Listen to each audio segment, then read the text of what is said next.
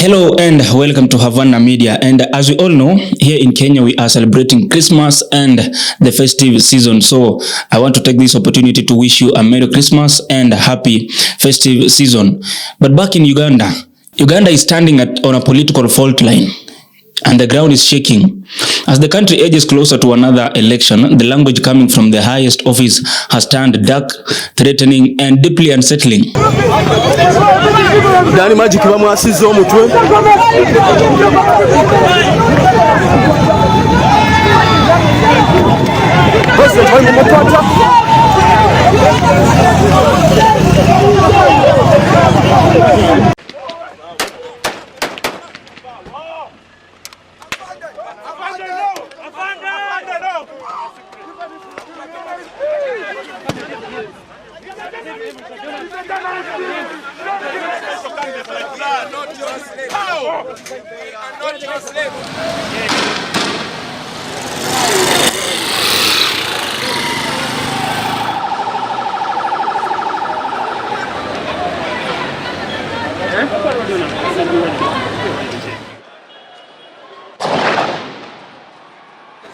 President Yoweri, a man who has ruled Uganda for nearly 4 decades, has issued warnings that many interpret not as leadership, but as intimidation.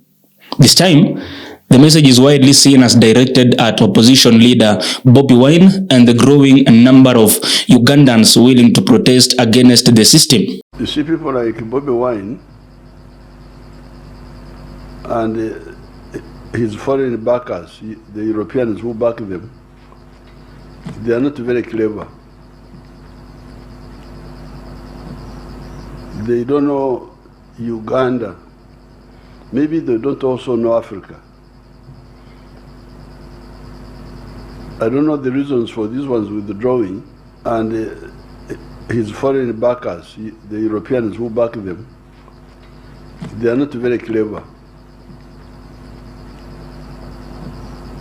They don't know Uganda.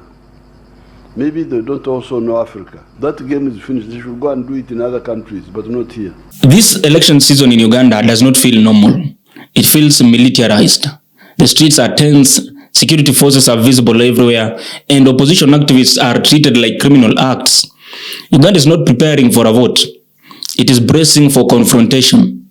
At the center of this storm stands Bobi Wine, a symbol of resistance for the youths and a political nightmare for a regime that survives on control.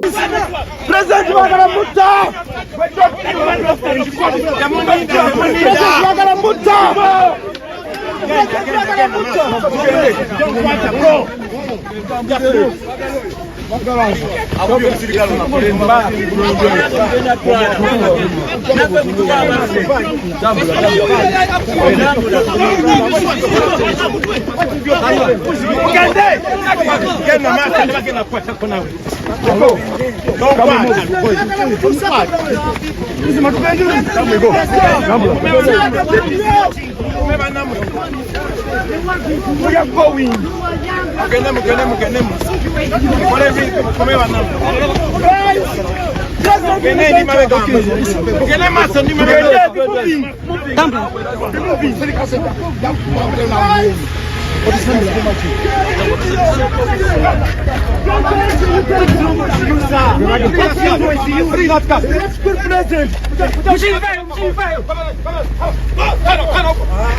are going.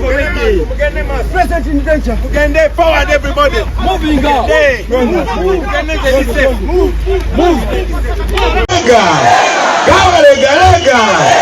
Mwebale muno kwija amabala gange ne mugamanya kandi mpako yange ne mugimajja harari nachi. All right. Museveni's recent statements have crossed a dangerous line. He warned that protest will not be tolerated and that anyone attempting to challenge state authority will face decisive action. To human rights groups, this sounded like a green light for violence. To opposition supporters, it sounded like a threat to life.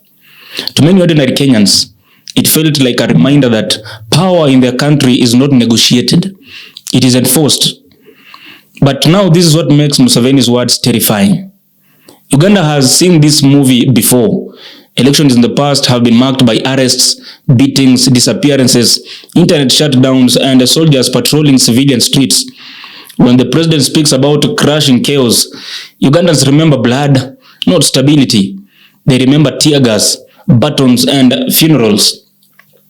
But now Bobi Wine responded not with silence, but with defiance. He accused the government of ruling through fear instead of legitimacy. He reminded the country that peaceful protest is not treason.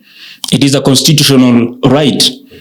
And he also warned that threats from the presidency only expose the weakness of a system that can no longer convince the people to believe in it. His message was now sharp and dangerous to power. You can jail leaders, but you cannot jail an idea. 20 minutes to reach. They sent me 3.5 hours. I drove on the dusty road. Now I reach here. I'm going there and change it. Why do you close the road?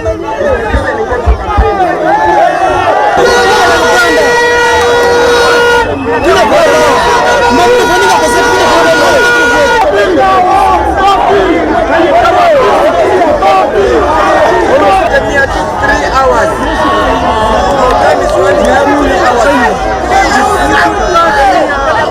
The real fear inside State House is not Bobi Wine alone. It is Uganda's youth. Millions of young people are unemployed. They are very angry and disconnected from a government that has ruled since before they were born.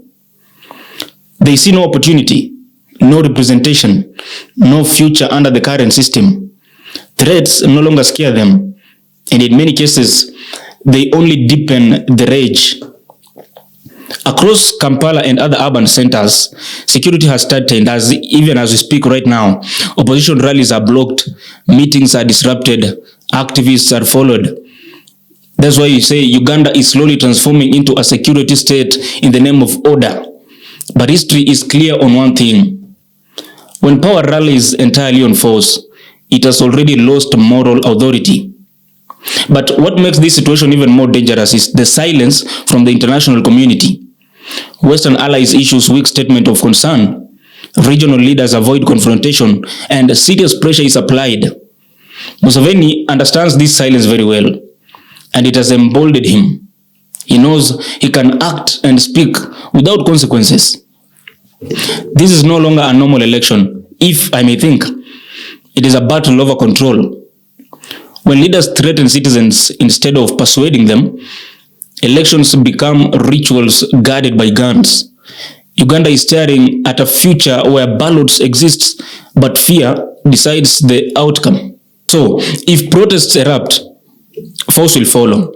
If opposition pressure increases, repression will intensify. And if the line is crossed, Uganda risks spiraling into chaos that no amount of force will contain. African history has taught this lesson repeatedly. Ignore the people long enough and anger eventually explodes. So now, Uganda is at a breaking point. Museveni has chosen intimidation, Bobi Wine has chosen resistance, and the people are trapped in the middle. That means this election will decide whether Uganda moves forward through dialogue or descends deeper into fear. That's the story of today, and thank you so much for watching. Remember, this is Havana Media, where we tell the story even when power does not want it bold. It is festive season. We as Havana Media here, we want to wish you a Merry Christmas and happy festive season. My name is Billy. Until next time, bye-bye.